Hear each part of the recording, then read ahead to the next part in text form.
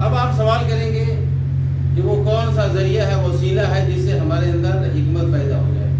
تو پہلی بات تو یہ کہ سب سے پہلے ہمیں دعا کرنی چاہیے اللہ تعالیٰ سے کہ اللہ تعالیٰ ہمیں حکیم بنا دے۔ نبی اکرم جناب محمد رسول اللہ صلی اللہ علیہ وسلم نے عبداللہ ابن عباس رضی اللہ عنہ کو دی، اللہم علمہ الحکمہ، اے اللہ تعالیٰ اس بندے اس نوجوان کو حکمت کی تعلیم دے، حکمت عطا فرما دے۔ لہذا ہمیں دعا کرنی ہے اللہ تعالیٰ سے کہ اللہ پاک ہمیں حکیم اور حکمت والا بنا دے۔ نمبر 2، ہمیں قرآن و حدیث کا علم سیکھنا ہے۔ اگر قرآن و حدیث کا علم ہے تو اگر آپ عربی زبان جانتے ہیں اور عربی پڑھتے ہیں، ترجمہ پڑھتے ہیں، تو آپ کو دماغ کا پاور بڑھانے کے لیے مارکیٹ سے کتابیں مہنگی نہیں خریدنی پڑے گی۔ آپ بک اسٹور میں جائیں تو دیکھیں گے کہ ایک آدمی نے 100 قاعدے لکھے ہیں دماغ بڑھانے کے لیے۔ بھائی قرآن میں سارے قاعدے لکھے ہوئے، 30 پارہ قرآن اللہ نے ہمارے دماغ کے پاور کو ڈیولپ کرنے کے لیے لکھ دیا ہے۔ ہمیں کیا ضرورت ہے دنیا بھر کی کتابیں پڑھنے کی؟ کوئی ضرورت ہے؟ قرآن و حدیث کا علم حاصل کر لیا، آپ حکیم ہو گئے۔ کیا ہو گئے؟ حکیم۔ اس لیے کہ اللہ پاک اور رسول اللہ صلی اللہ علیہ وسلم کے اقوال سے آپ نے فائدہ اٹھایا۔ اور نمبر 3، آپ گناہ سے دور رہیں۔ کیا رہیں؟ آپ گناہ کا کام کریں گے، اس کا مطلب ہے کہ آپ حکیم نہیں ہیں، بیوقوف آدمی۔ کہیں پکڑے گئے تو مارے گا۔ اگر مان لیجیے کسی کا مال چوری کر لیا یا کسی کی بہو بیٹی کے ساتھ آپ نے زیادتی کر دی تو کیا کرے گا؟ مارے گا یا سلام کرے گا؟ گناہ ہے، آپ حکیم آدمی نہیں ہو۔ اللہ پاک نے ساری چیزیں حلال کی ہیں، چند چیزیں حرام کری ہیں۔ آپ حرام سے رک جاؤ، سارے فائدے اٹھاؤ۔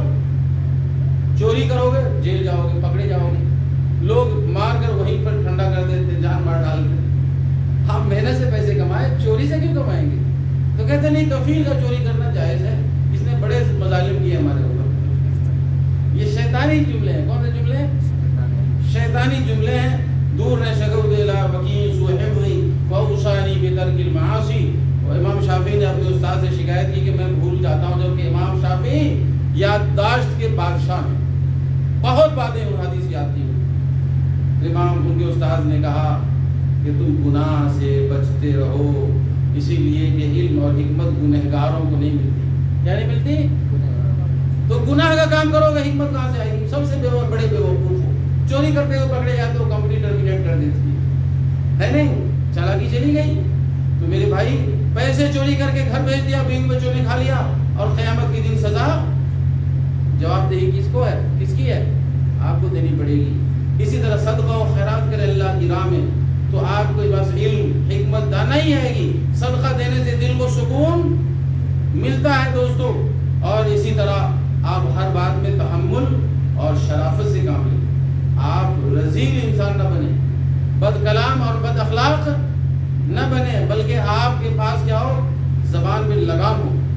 بہت سے لوگ بے لگام ہوتے، جو دل میں آئے وہ، اس کا مطلب ہے کہ انسان غیر حکیم ہے، جو چاہتا ہے بولتا چلا جاتا ہے۔ تو دوستو اور بزرگوں اور دینی بھائیوں، ایسے ہی خاموشی یہ بھی حکمت میں سے ہے نہیں؟ آپ اتنی ہی بات بولیں جو بات آپ کے لیے نفع بخش۔ پھر نبی جناب محمد رسول اللہ صلی اللہ علیہ وسلم کہ جو اللہ پر اور آخرت کے دن پر ایمان لاتا ہے، یا تو اچھی بات کہے یا خاموش رہے۔ لیکن ابھی اچھی بات تو دور کی بات، صرف زبان سے گناہ مول لیتے ہیں۔ کیا لیتے ہیں؟ گناہ۔ اس کو گالی دے دی، اس کے خلاف بغاوت کر دیا، اس کو برا بھلا کہہ دیا، اس کی غیبت کر لی، اس پر بہتان لگا دیا۔